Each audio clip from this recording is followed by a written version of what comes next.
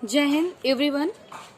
दोस्तों, लॉकडाउन सब सुनने में तो बहुत भारी लगता है, लेकिन इससे डरने की बजाय क्यों ना हम कुछ दिनों के लिए इसको अपना हमसफर बना लें।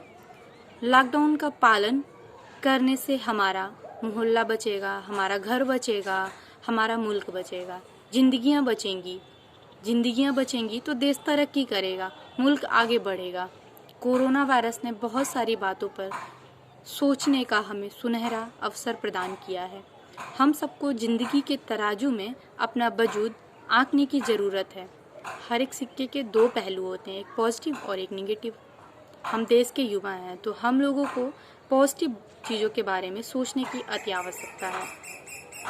हम लोग उस दौर में जी रहे हैं जब हमारे पास सारी सुख सुविधाएं मौजूद हैं। उन सारी सुख सुविधाओं का सदुपयोग सही तरीके से कर सकते हैं। आजकल अक्सर लोग बोर हो रहे हैं, तो बोर होने की वजह से कोई टिकटॉक बना रहा है, तो कोई यूट्यूब पे चैनल बना रहा है। कुछ युवा फालतू के काम कर रहे हैं, पर ज़्यादा से ज़्यादा युवा किसी न किसी अच्छी जगह पे हैं। हर मोहल्ले में हर कहीं ना कहीं पे युवा किसी अच्छी जगह पे ज़रूर मिल जाएंगे। जैसे कि कुछ एनसीसी कैडेट्स हैं, कुछ आरएसएस में हैं, कुछ एबीवीपी में हैं, कुछ एनएसएस में हैं। हमारे युवा देश के भविष्य हैं। हम सबको ज़रूरत है लोगों को समझाने की, सिखाने की। हमारे पास समय है कि हम अपने परिवार वालों के साथ समय बिता सकते हैं, छोटी छोटी खुशियों को बटोर सकते हैं, उनके साथ हंस सकते हैं। घर के कामों में मम्मी का, बहन का हाथ बटा सकते हैं, तथा जो काम हमें नहीं आता है उसको हम सीख सकते हैं। जो काम आता है उसको हम और बेहतर कर सकते हैं। खाली समय है, खाली समय में हम रियाज कर सकते हैं। रियाज करने से बेहतर और क्या हो सकता है। और हम युवा हैं, हम सबको रियाज की बहुत ज़रूरत होती है। व्यस्तता की वजह से हम सबको समय भी नहीं मिल पाता है, तो हम अपने काम को पूरी तरीके से नहीं कर पाते हैं। अब हमारे पास मौका है कि हम कर सकते हैं। घर पे हैं, योग करें, ध्यान करें तथा कुछ सीखें। योग हमारे शरीर को स्वस्थ रखेगा तथा महामारी से लड़ने में हमारी मदद करेगा। यह पहली बार नहीं है जब भारत पर संकट पड़ा है, लेकिन हम भारतीय ऐसी विपत्तियों में घबराने वाले नहीं हैं। भारतीय बहुत महान है।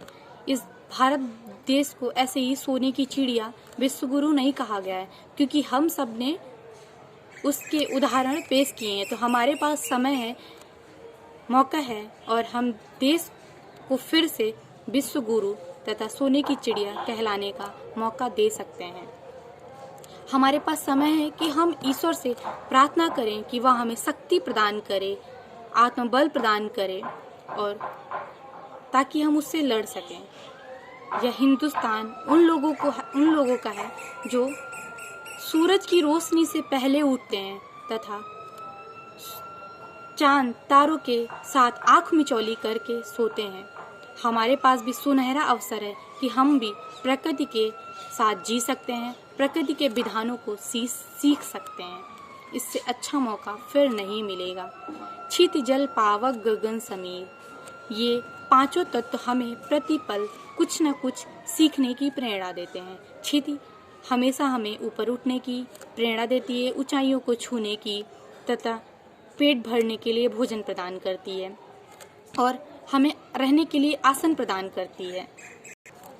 समीर, जिसके बिना जीवन मात्र की कल्पना भी करना संभव नहीं है। शरीर को जीवित रखने के लिए, फेफड़ों को शुद्ध रखने के लिए यह हमें ताजी हवा प्रदान करती है। जल ही तो जीवन है, जीवन दान है, वह हमें अनमोल जीवन देता है। पावक अग्नि, जिसके हवन से हम वातावरण को सुगंधित करते हैं तथा शांति प्रदान करते हैं। वह अपने प्रकाश से अंधकार को आलोकित करती है। गगन सबको बराबर रोशनी देता है, सबको बराबर ऊर्जा देता है। वह सबको एक साथ आगे बढ़ाने की ताकत रखता है। सब जब अपना कार्य लगातार कर रहे हैं, तो हम सब लोगों को भी लगातार बिना रुके, बिना कुछ सोचे अपना कार्य आगे करते रहना चाहिए। हमारे पास समय है कि हम अपना आत्मविश्वास बढ़ाने के लिए अपने सपनों को पूरा कर सकते हैं। इस लॉकडाउन में हम पूरा फ़ायदा उठा सकते हैं। हम युवा हौसलों को उड़ान दे सकते हैं। यह समय अकेलेपन का नहीं है, बल्कि यह समय है जब हम अपने मन के साथ, पसंदीदा किताबों के साथ, जिनको हम बहुत दिनों से टाल रखा है कि समय मिलने पे कर लेंगे, पढ़ लेंगे, यह हमारे पास समय है कि अब हम उन किताबों को पढ़ सकते हैं जो हमें ज्ञान देंगी तथा हमें ऊर्जा प्रदान करेंगी। हमारे पास समय है कि हम सम्मानित फिल्में देख सकते हैं, सम्मानित कलाकारों को सुन सकते हैं।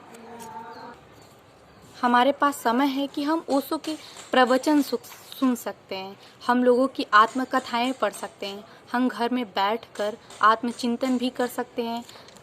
अभी तक क्या किया, क्या नहीं किया, यह सब सोचने का समय है, क्योंकि हम सब लोग अपने जीवन से खुद से प्रेम करते हैं और करना भी चाहिए। हम युवाओं के दिल में बहुत से सपने होते हैं। खुद के अकाउंट में हम लोगों ने बहुत सारे सपने जमा किए हैं। जो सपने जमा किए हैं उनको पूरा कर सकते हैं, और जो नहीं जमा किए उनको अपने अकाउंट में पुनः जीवित कर सकते हैं। खुद को परखने का, खुद को समृद्ध बनाने का यह सही समय है।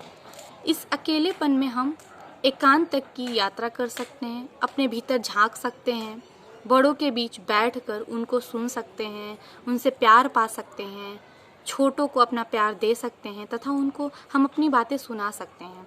घर में शांति से बैठकर शास्त्रीय संगीत, सुगम संगीत, बाहुबली के ऊर्जावान गाने सुन सकते हैं। इन संगीत में भारतीयता है, आध्यात्मिकता है, जो हमें सीखने की ज़रूरत है। मनोरंजन के पीछे आत्ममंथन, आत्मावलोकन छुपा है। आत्मावलोकन हमें बहुत कुछ सिखाता है। घर परिवार से हमें संस्कार प्राप्त होते हैं जो हमें सीखने चाहिए। हमारे पास समय है कि हम प्रकृति से भी बहुत कुछ सीख सकते हैं। हम प्रकृति के साथ रह करके, अपना समय दे करके उससे संवेदनशीलता सीख सकते हैं, चिड़ियों को चहचहाना सीख सकते हैं, गिलहरियों का कूदना देख सकते हैं। और हमारे पास समय है कि हम उनके खाने के लिए कुछ रख सकते हैं, उनको पीने के लिए पानी दे सकते हैं। जब भी मौका मिले ईश्वर से अपने लिए, दूसरों के लिए प्रार्थना करें कि वह सही रहें, सुरक्षित रहें, सलामत रहें।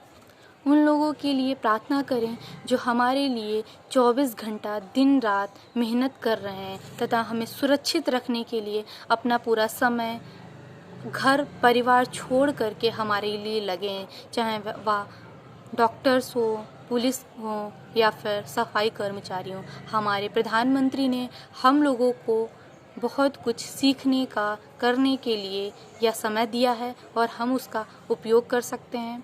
अंत में अहम बात कहना चाहूँगी कि कोरोना वायरस को अपने ऊपर हावी ना होने दें, आत्मबल, आत्मविश्वास को कम न पड़ने दें।